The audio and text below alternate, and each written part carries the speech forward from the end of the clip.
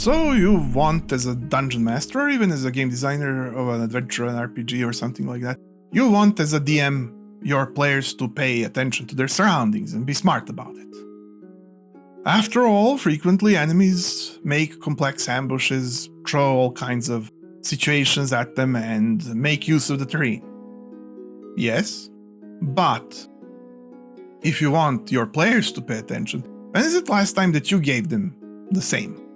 Now, I will immediately honor DMs who remember this by themselves and did so frequently. For the rest of you, don't feel too bad, just listen.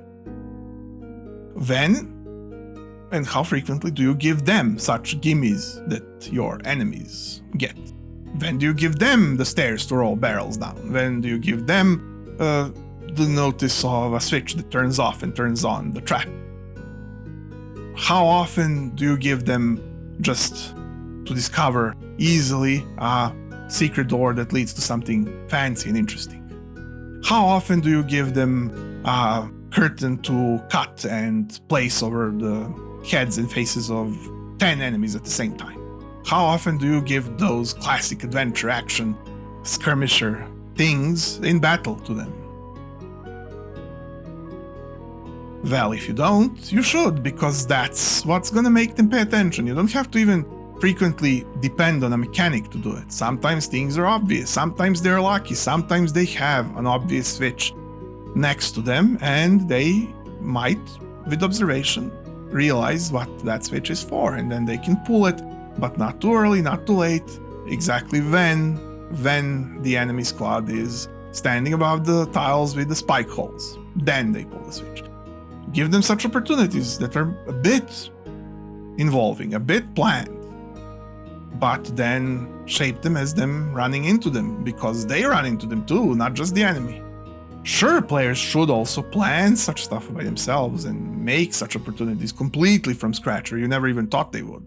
Good players do, but you should also give them about as much luck, fortune, and opportunity as much as you give to your dungeon dwellers and your opponents and your villains and your bosses and so on. And then, once you have done so sufficiently interactively, then players will be more attentive to your walls, to your floors, to your carpets, to your barrels, to your everything, and you'll be able to build up on it with more and grander set pieces, and your players will respect and pay attention to what you're actually describing in a room, as opposed to yawning about another crate and rope on top of it, a wooden chair, a dusty carpet, and so on. All those things are nice. I love them in games. I love them myself. I love to describe them. But if we don't occasionally give use to such things, they're always going to be too dusty for your average player. So give them some sparkle. Give them some potential. Because when players spot that there's potential, then they feel like they're in there.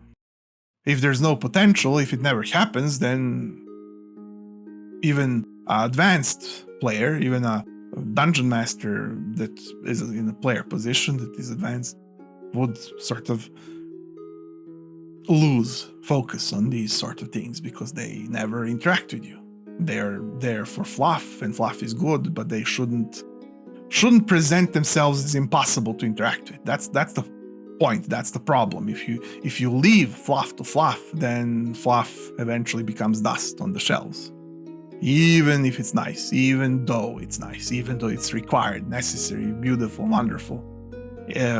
Sometimes things are not sufficient by themselves when they're beautiful and wonderful, even if so. We need things, even that are beautiful and wonderful, to have their place in the world and their interactivity. And once we do, then that will awaken attentions, because that's what makes the brain go, oh, this is actually simulated. I should pay attention. I want to play. I want to play with that. And this happens more subconsciously than you would have thought. When I'm playing something that just gives me the no all the time, I then feel slowly, slightly along, but slowly, disimmersed more and more until I'm completely unimmersed, until I remember to forget. As in, I remember to not pay attention to stuff because it just doesn't stick to my character. It doesn't give me anything. It doesn't work. It doesn't even spark imagination because it will never give more once I interact with it. And so we want to avoid that situation for all actual R mechanics, not just this one, but this is somewhat the most prominent problem in such RPGs, tabletop or otherwise, is where there's not sufficient immersive background feeling to the descriptions that you rather have to do of every location. So as long as we have to do it, we better do it well. And so, DM, adventure, if you thought that this was useful or unique, maybe you can spare me a click, and I could see you here the very next time. I'm M, and welcome to dMTable. See you then. Bye.